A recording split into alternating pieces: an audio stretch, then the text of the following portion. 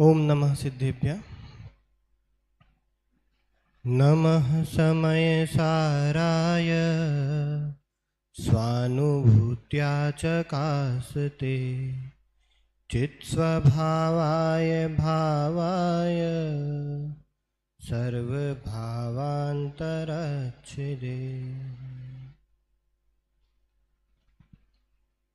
मेरा जो विषय है आज समय सार सेमिनार के अंदर, ये कर्ता कर्म की स्वतंत्रता के ऊपर है।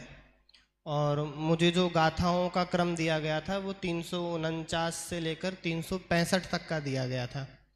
और ये गाथाएं दो स्लॉट में हैं, 349 से 355 और फिर 356 से 365। बीच में 7 कलश हैं। यहाँ से जहाँ शुरू होती है बात 210 नंबर से 216 नंबर तक, और ये गाथाएं हैं। इसमें जब मैंने अध्ययन किया तो मेरे को ख्याल में आया कि ये जो 349 से 355 नंबर की गाथाएं, ये तो कर्ता कर्म की स्वतंत्रता वाली हैं।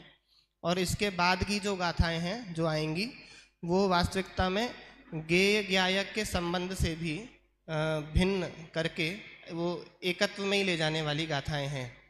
और मैं जब इस विषय को दोहरा रहा था तो ऐसा लग रहा था कि ये सारी चर्चाएं जो अब यहाँ हो रही हैं सर्व विशुद्ध अधिकार में, वो सब वास्तविकता में पूर्व में हम कर चुके हैं।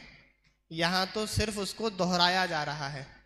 हम जब पढ़ते थे तब भी ये बात बताई जाती थी कि कर्ता कर्म अधिकार और जीवाजीवाधिकार लिखने के बाद जब आचार्य का मन नहीं भरा तो ये सर्व विशुद्ध अधिकार और लिख दिया कर्ता कर्म अधिकार के ही और पोषण के लिए।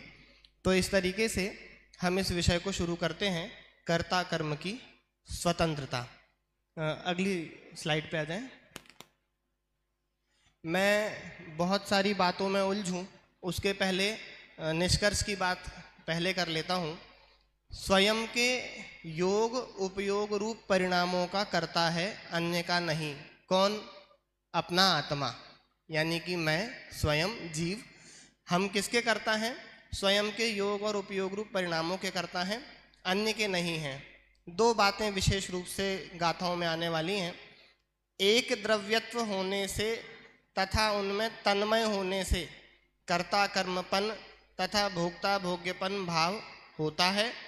और दूसरी बात आने वाली है, अन्य द्रव्यत्व होने से तथा उनमें तन्मय न होने से कर्ता कर्मपन तथा भोक्ता भोग्यपन भाव नहीं होता है।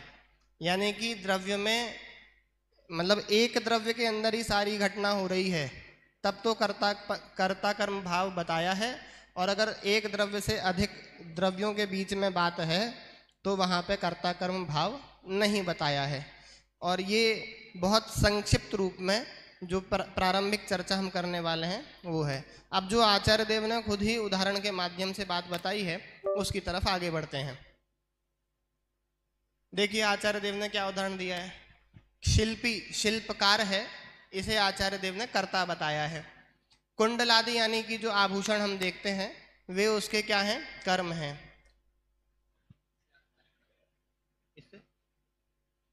हथौड़ा आदि जो करण साधन हैं उनको ग्रहण करके वह कुंडलादि कर्म को बनाता है। और जब वे बन जाते हैं तो उनका उपयोग करने से या उनको भोगने स्वरूप सुख दुख का अनुभव करता है। अब यहाँ दिक्कत क्या है? ये अनेक द्रव्य हैं। शिल्पी एक अलग द्रव्य है, शिल्पकार। कुंडल आदि जो हैं वो धातु अलग द्रव्य है।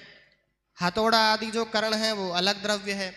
तो वो कह रहे हैं कि यहाँ अनेक द्रव्यत्व होने से तथा उनमें तन्मय न होने से, तन्मय न होने से मतलब उस रूप न होने से शिल्पी का कुंडलादि के साथ कर्ता कर्मपना नहीं हो सकता। पर व्यवहार से ऐसा कहा जाता है कि शिल्पी ने कुंडलों को रचा है। व्यवहार से कहा जाता है, वास्तविकता में वो कर्ता कर्मपना उसमें नहीं हो सकता। क्यों नहीं हो सकता? कि इस अन्य द्रव्यत्व के कारण, अन्य द्रव्य है ना सारे, शिल्पी अलग द्रव्य है, कुंडल अलग द्रव्य है, हथौड़ा अलग द्रव्य है, इसलिए बोले अन्य द्रव्यपने के कारण ये नहीं होता। तो निश्चय से कर्ता कर्मपन क्यों नहीं बना? क्योंकि उसमें स्वतंत्रता यहाँ भंग हो जाती। जब अन्य द्रव्य हैं तो स्वतंत्रता कैसे बनेगी? मान लीजिए शिल्पी है कुंडलादि रूप धातु जो होनी चाहिए थी वो नहीं है, तो फिर काम कैसे करें? हथौड़ा नहीं मिल रहा, काम कैसे करें? तो बाधक बनते हैं ये सब आपस में एक दूसरे के लिए, इसलिए उन्हें स्वतंत्रता भंग होती है। मेरा जो विषय है कर्ता कर्म की स्वतंत्रता, उसके लिए मैंने ये पॉइंट यहाँ पर जोड़ा है।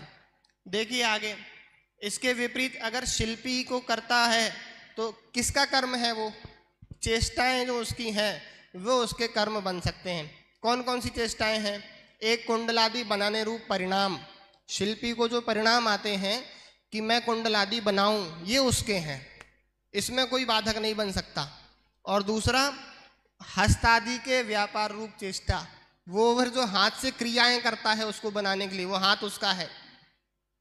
तो ये शिल्पी, उसके विचार, उसके परिणाम और उसके हाथ, इनकी क्रिया उसके हाथ में है। और यहाँ एक द्रव्यत्व होने से, उनमें तन्मय होने से शिल्पी का अपने परिणामों और हस्तादिक के व्यापार के साथ कर्ता कर्मपना बन सकता है। कुंडलादि के साथ कर्ता कर्मपना नहीं बन सकता। अपने परिणामों के साथ तो बन सकता है, कुंडलादि पर द्रव्यों के साथ उसका कर्ता कर्मपना नहीं बन सकता, क्योंकि इसमें एक द्रव्यत्व के कारण शिल्पी की स्वतंत्रता भंग नहीं हुई। अब देखिए आगे बढ़ते हैं। ये तो उदाहरण था। सिद्धांत क्या है कि ऐसे ही आत्मा यानी जीव भी, यानी मैं भी कर्ता बनता हूं किसका? द्रव्य कर्मों का, कि जो पुण्य पाप आदि द्रव्य कर्म है, तो मैं जीव एक अलग हो गया, द्रव्य कर्म जो है वो पुद्गल आदि हैं वो एक अलग हो गए। और फिर मैं कैसे करता हूं उनको? कि मन वचन काय रूप करण को ग्रहण करके करता हूं, और इसके फल में जो सुख दुख होते हैं उनको भोगता हूं।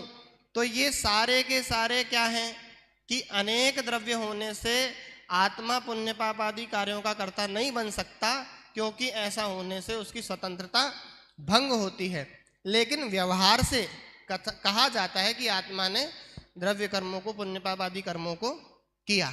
तो इस तरीके से ये बात यहाँ पे हमने देखी।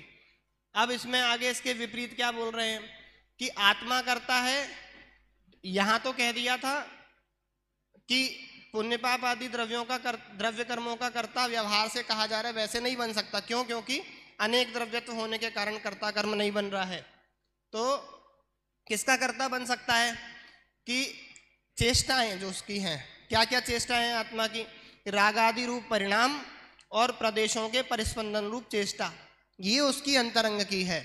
इसलिए यहाँ पर एक द्रव्यत्व होने से तथा उसमें तन्मय होने से उसकी वो स्वतंत्रता भंग नहीं होती है और वह कर्ता कर्मपने को प्राप्त होता है। ये बात यहाँ पे इतनी बताई। यहाँ तक की बात थी कर्ता कर्म की स्वतंत्रता की। अब इसके आगे जो बात है वो है ज्ञाता ज्ञेय की स्वतंत्रता की। देखिए, ये बहुत सुंदर विषय है। जब मैं बचपन में सुनता था तो सेटिका के नाम की गाथाएं बहुत सुनी थी, बाद में पढ़ने मिली और आज बोलने भी मिल रहा है। ये कलई दीवार की हो तो क्या होगा? कलई यानी जो दीवार पे एक प्रकार से सफ़ेदी लगाई जाती है, रंग लगाया जाता है, उसके बारे में है। वहाँ पे उन्होंने बात बताई कि ज्ञाता और ज्ञेय ज्ञायक संबंध जो है उनसे भी उसको परे बता रहे हैं जीव को। तो बता रहे हैं कि यदि कलई दीवार की हो तो क्या होगा? तो वहाँ सिद्धांत वाक्य दिया कि जिसका जो होता है वह वही होता है। यथा ज्ञान आत्मा का होने से ज्ञान आत्मा ही है, अन्य नहीं, है ना। तो अगर कलई को दीवार का बताना हो तो कलई दीवार होगी, वो अलग नहीं हो सकती उससे, है ना। और ऐसे में दिक्कत क्या आएगी? कि दिक्कत ये आएगी कि कलई के स्वद्रव्य का उच्छेद हो जाएगा। यदि कलई दीवार है तो फिर कलई का तो नाश हो गया ना। जैसे उदाहरण के रूप में मैं कहूँ ये माइक, ये रिमोट है, तो फिर माइक का नाश हो जाएगा, माइक या रिमोट एक ही बचेगा ना। तो ऐसे ही कह रहे हैं कलई को यदि दीवार मान लिया जाए तो फिर वो कलई स्वद्रव्य का उच्छेद हो जाएगा। और उच्छेद हो जाएगा तो उच्छेद तो हो नहीं सकता। क्यों नहीं हो सकता? क्योंकि 308 से 311 नंबर गाथाओं में ये पहले ही बता चुके हैं कि एक द्रव्य अन्य द्रव्य रूप संक्रमण नहीं होता है। ये पहले वहाँ सिद्ध कर चुके हैं। तो छेद नहीं होता है, तो इससे क्या सिद्ध होता है कि कलई दीवार की नहीं है। यदि दीवार की कलई नहीं है तो किसकी है? किसकी है? तो बोल रहे हैं कलई कलई की है। तो बोले कलई यानी कि वो जो रंग है वो रंग का है, तो ये दूसरा रंग कौन सा है जिसका वो है? बोले कोई दो नहीं है, एक ही है ना।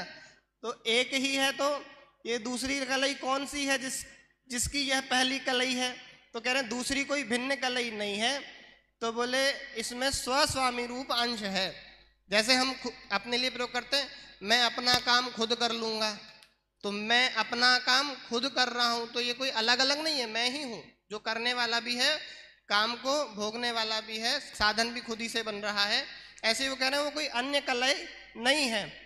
तो कह रहे हैं कि ये स्वस्वामी रूप अंश इस व्यवहार का क्या साध्य है, ये क्यों बोला फिर? तो बोले साध्य तो कुछ नहीं है, इसलिए कलई किसी की भी नहीं है, कलई तो बस कलई है। जब ये बात पढ़ते हैं तो वो छठवीं गाथा याद आ जाती है कि ज्ञायक भाव तो बस ज्ञायक भाव है। यहाँ पर कलई, अब सिद्धांत पे आएंगे तो कलई की जगह चेतयिता आ जाएगा, चेतन भाव आ जाएगा, और दीवार की जगह पुद्गलादि द्रव्य आ जाएंगे। अब निष्कर्ष की बात यहाँ पे जो निकाली वो तीन प्रकार से कहा, ज्ञान, दर्शन और चारित्र, इन तीनों रूपों से बात कही। तो कहा कि आत्मा परद्रव्य को जानता है, ये व्यवहार कथन है। आत्मा अपने को जानता है, यह स्वस्वामी रूप अंश अंशी के भेद वाला व्यवहार है। और ज्ञायक ज्ञायक ही है, जानने वाला, यह निश्चय कथन है ना। तो यहाँ वास्तविकता में आत्मा परद्रव्य को जानता है, ये व्यवहार, और आत्मा अपने आप को जानता है, ये अंश अंशी वाला भेद रूप व्यवहार भी यहाँ नहीं स्वीकार कर रहे। बाद में तीसरा पक्ष इसलिए और बताया कि ज्ञायक ज्ञायक ही है, ये निश्चय कथन है। और ऐसे ही श्रद्धा के परिप्रेक्ष्य में बताया कि आत्मा परद्रव्य को देखता है, श्रद्धा करता है, ये व्यवहार कथन है। आत्मा अपने आप को देखता है, श्रद्धा करता है, ये स्वस्वामी रूप से अंश अंशी के भेद वाला कथन है, ये भी व्यवहार कथन है।